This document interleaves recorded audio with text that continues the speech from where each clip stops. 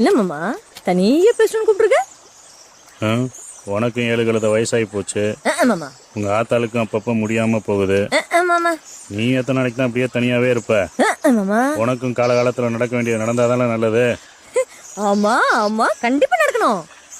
என்ன கொஞ்சம் பேச வர்றியா? சரி சரி சொல்லு. ஒரு 2 வருஷமாவே தொடர்ந்து உன் ஆட்டத்தை ஒருத்தன் பார்த்துட்டே இருக்கானா? ஒருத்த நான் பார்த்தேன் ஊரே தான் பார்த்துச்சு. இப்ப அதுவா முக்கியம்?